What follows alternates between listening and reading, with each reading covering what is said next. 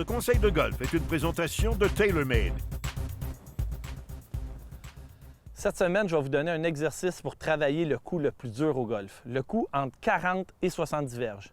Je pourrais l'appeler le long coup du jeu court. Juste sa définition là, nous emmène dans une zone grise. Pourquoi?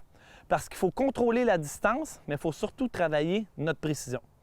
La problématique est la suivante. Plusieurs golfeurs, lorsqu'ils ne sont pas en plein élan, pleine amplitude, ne savent pas quoi faire, ne savent pas c'est quoi 80 60 40 de vitesse et d'amplitude d'élan.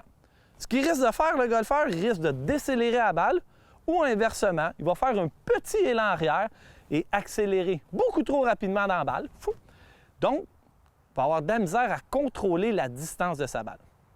L'exercice que je vous propose est pour contrôler l'amplitude et la vitesse de votre élan.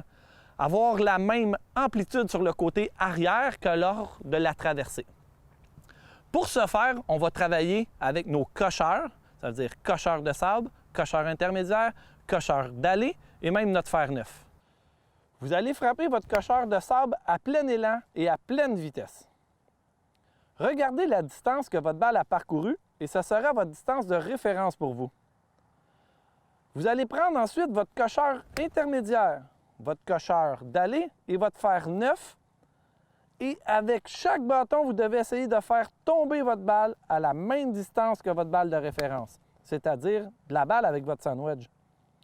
Vous allez trouver pour chaque bâton une amplitude d'élan et une vitesse d'exécution unique.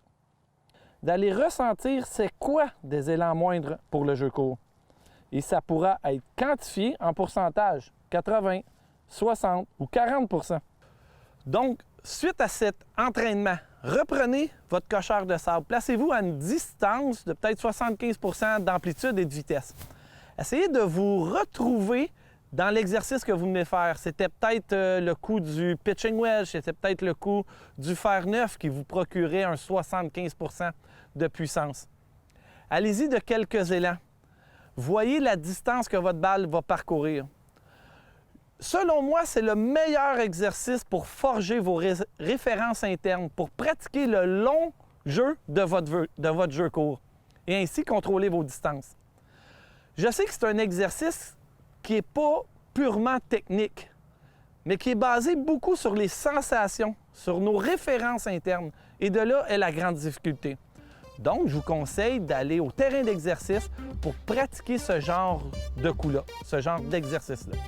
Sur ce, je vous souhaite une bonne saison de golf et surtout, amusez-vous bien.